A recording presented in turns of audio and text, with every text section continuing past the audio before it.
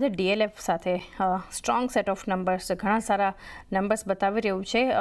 એક net પ્રોફિટના front પર જુઓ તો એક સુધાર છે, આવક ખાસી વધી છે, એબિટા તો લગભગ 60% જેટલા વધતા આપણને જોઈ રહ્યા છે. માર્જિન્સ એક ડિક્લાઇન બતાવી રહ્યા છે. બાકી નંબર્સ જે છે ડીએલએફ આપણને સારા બતાવી રહ્યું છે. કઈ રીતે આપનો એક વ્યૂ રહેશે અહીંયાથી? નંબર્સ કઈ રીતે જોયા તમે? ચાંદી, આપણને યાદ હોય તો મેં આગળના સત્રમાં પણ કેટલી વાર કીધું કે ડીએલએફ મારું હંમેશા એક ટોપિક રહ્યું છે રિયલ એસ્ટેટમાં. કેમ કે તમે જો પ્રી ઓર્ડર બુકિંગ જ જબરજસ્ત રહ્યા છે. હમણાં લાસ્ટ જે એમને મુંબઈમાં જે લોન્ચ કર્યું એ પણ આઈ થિંક 2300 કરોડનું તરત જ એક વીકમાં સેલ થઈ ગયું. પછી પ્રીવાના પણ એમાં પણ આઈ થિંક બહુ મોટું, આઈ થિંક 10,000 કરોડનું આપણે પ્રી સેલિંગ છે.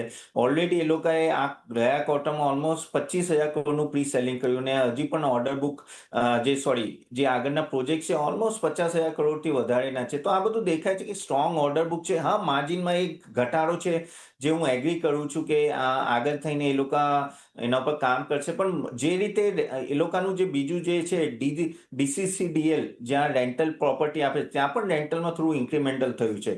તો ઓફિસ લીઝિંગમાં ખાસી રિકવરી આવી છે. અને પ્રીમિયમ હાઉસિંગમાં ડીએલએફ કે લોઢા એ બધા છે કે જેની ડિમાન્ડ હંમેશા રહી છે, ખાલી નામથી વેચાઈ રહ્યા છે. તો આગળ જઈને પણ આઈ થિંક 10-12% CAGR રહેશે આમાં.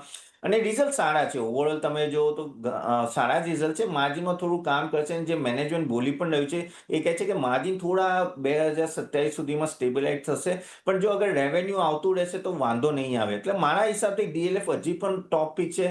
આઈ થિંક આ લેવલે કે આ નીચેના લેવલે પણ જો માર્કેટનું દબાણ એને નીચે આવે તો આ stock I think long term માટે આપણે ઇન્વેસ્ટ કરી શકાય છે રોકાણકારોથી.